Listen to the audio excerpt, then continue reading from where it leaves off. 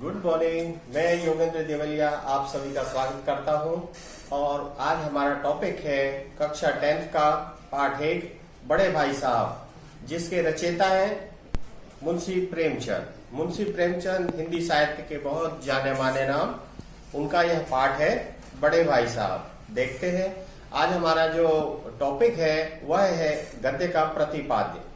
बड़े भाई साहब में क्या है उसके बारे में मैं आपको बताऊंगा। चूंकि पाठ का नाम है बड़े भाई साहब, तो इसमें प्रेमचंद के एक बड़े भाई साहब होते हैं जिनकी उम्र 14 वर्ष होती है और उस समय प्रेमचंद की उम्र 9 वर्ष होती है। वे दोनों छात्रावास में रहकर पढ़ाई करते हैं।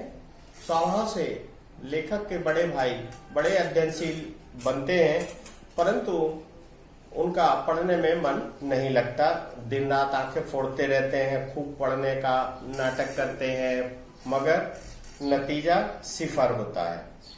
वे अपने छोटे भाई को हमेशा इस बात के लिए डराते हैं, डांटते हैं कि वह पढ़ाई में ध्यान नहीं लगता और खेलने में ज्यादा ध्यान लगाता है।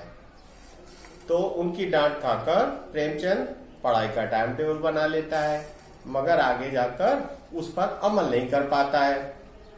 बहुत प्रेशराइज करते हैं वो अपने छोटे भाई के लिए कि वह पढ़ने में ज्यादा दिमाग लगाए, मगर वह पढ़ने में दिमाग नहीं लगाता था। खेलने में उसका दिमाग ज्यादा रहता था।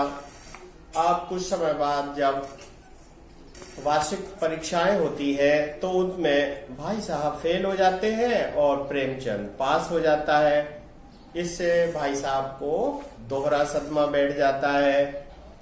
वे छोटे भाई को डराते हैं कि अब पास हो गए हो तो इस बात का घमंड नहीं करना चाहिए। वो बोलते हैं जब मेरी कक्षा में आओगे तब तुम्हें जाके पता चलेगा कि पाठ्यक्रम में कितनी सारी मुश्किलें हैं।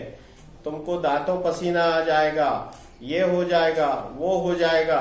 तो वे प्रेमचंद को बहुत डराते थे, खेलने से मना करते थे, लेकिन प्रेमचंद उनकी एक नहीं सुनते थे और वह चोरी चोरी खेलने भाग जाते थे। अगले साल फिर इम्तिहान होता है, भाई साहब फिर फेल हो जाते हैं, प्रेमचंद फिर से पास हो जाते हैं। तो जब 2 बार ऐसा हो जाता है तो तीसरी बार प्रेमचंद के मन में ऐसा विचार आता है कि अगर ऐसा हो जाए कि भाई साहब एक बार फेल और हो जाए, मैं पास हो जाऊं तो मैं उनकी बराबरी कर लूंगा, फिर वे मुझे डांटने का अधिकार खो देंगे। और यह सोचकर वह पढ़ाई में कम ध्यान लगाता है, खेलने में अधिक ध्यान लगाता है।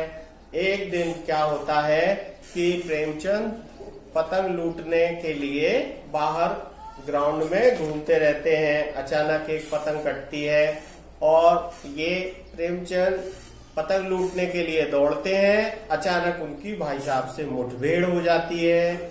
भाई साहब उसे बहुत डांटते हैं और कहते हैं कि देखो, घमंड नहीं करना चाहिए, मैं तुम्हारा बड़ा भाई हूं तो रहूंगा। इसको ब्रह्मा भी ये फर्क नहीं मिटा सकता।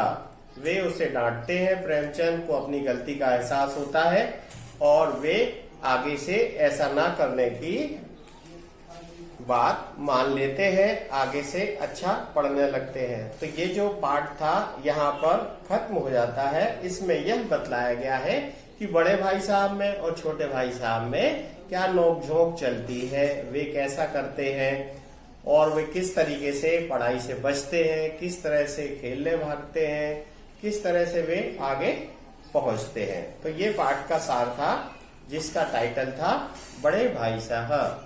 धन्यवाद। आज के लिए बस इतना ही। मैं